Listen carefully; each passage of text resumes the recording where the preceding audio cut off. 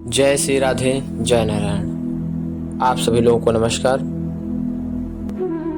हम लोग के सामने हमेशा सदैव एक प्रश्न होता है और अपने स्वयं के लिए भी, अपने मन में भी हम लोग का एक प्रश्न होता है कि हम लोग अच्छे से पूजा पाठ करते हैं, संतों का संग करते हैं, सत्संग करते हैं, परंतु तब भी दिल बेचैन रहता है और पूजा पाठ करने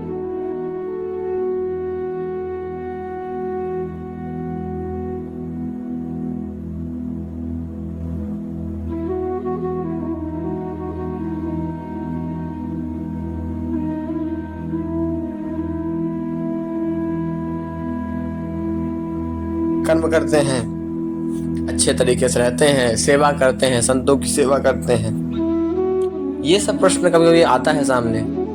तो आज हम इसी विषय में यहाँ चर्चा करेंगे। क्या भगवान नहीं होते? क्या भगवान हमारे दर्दों को नहीं सुनते?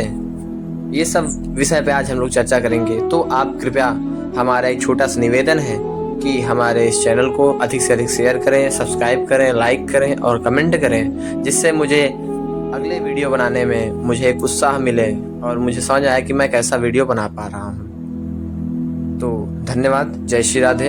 आज हम लोग यहाँ पे चर्चा करते हैं। देखिए, पूजा पाठ करना एक कर्म है जिसका समय अनुसार समुचित फल पूजा पाठ करने वालों को भी मिलता है। ये निश्चित है कि उसको फल मिलना है, परंतु समय अनुसार। इसी प्रकार हमारे द्वारा पहले से मतलब पूर्व जन्म में किए गए अन्य अच्छे बुरे कर्मों का फल भी हमें प्रत्येक कर्म के अनुसार अलग अलग मिलते हैं और मिल भी रहे हैं।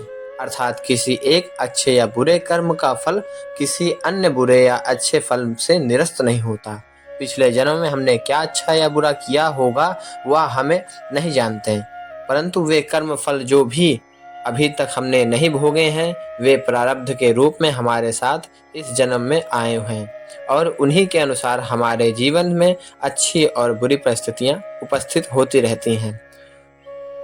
अपने बुद्धि और विवेक के अनुसार हम उन परिस्थितियों का सामना करते हैं और कई दफ़ा कठिन परिस्थितियों को भी आसानी से झेलने में कामयाब हो जाते हैं और कभी थोड़ी सी कठिनाई परिस्थिति में पहाड़ जैसे लगती है। पूजा पाठ करना और अन्य विधियों द्वारा ज्ञान हासिल करना सात्विक प्रयोजन है, जिनके द्वारा हमें सुख और दुख में समदृष्टा होने की प्रेरणा मिलती है और कभी भी निष्काम कर्म करने की प्रवृत्ति जागृत होती है, जो हमें मोक्ष मार्ग की ओर अग्रसर करने में सहायक होती है। तो हम लोग सदैव कर्म करने का एक हमारे अंदर एक उत्साह होनी चाहिए। देखिए, पूजा पाठ और सात्विकता तौर से रहना, सात्विकता भोजन आहार लेना, साधु संतों का सत्संग करना, ये हमारे अंदर एक छिपे ज्ञान को उजागर करता है, प्रकाशित करता है। और जब ये ज्ञान प्रकाशित हो जाता है तब हमें दुख और सुख में विशेष अंतर समझ में नहीं आता। जब तक हम इस संसार की माया से बंधे हुए हैं और ये जो हमें माया दिख रही है, जो भी संसार में जितनी भी वस्तुएं, ये वस्तुएं जैसे कि पैसा, गाड़ी, मकान, हमारे मित्र, हमारे भाई बहन, ये सब माया है, माया ही हमें दिख रही है।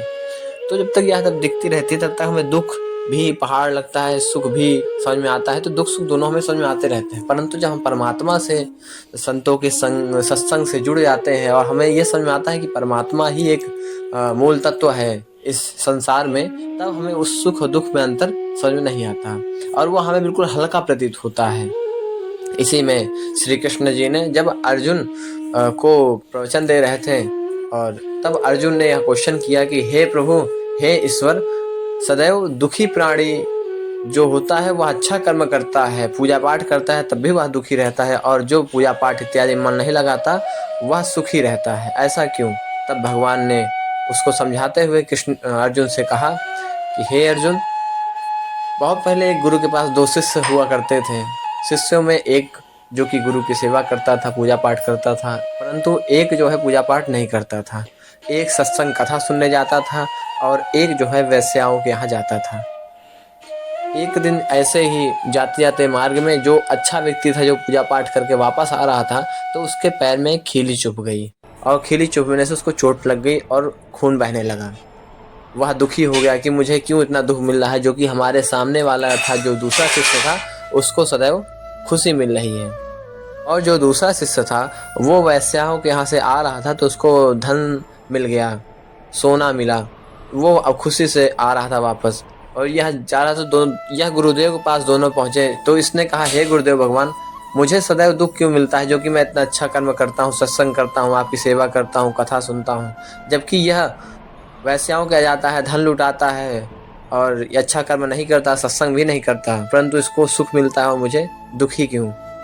तब गुरुदेव भगवान बताते हैं कि हे शिष्य, तुम परेशान न हो, देखो उसके पूर्व जन्म में बहुत अच्छे कर्म थे जिसके वजह से उसको राजा बनना था, और तुम्हारे पूर्व जन्म में जो कर्म थे वो गलत थे जिसकी वजह से तुम्हें बहुत बड़ा एक्सीडेंट होना था, बहुत बड़ा दुर्घटना होनी थी तुम्हारे साथ, परंतु तुम्हारे भगवान की कृपा से ही तुम्हें मात्र खीली बच चुकी है। उसको मात्र राजमहल मिलना था, लेकिन उसको थोड़ा सा सोना ही मिला है।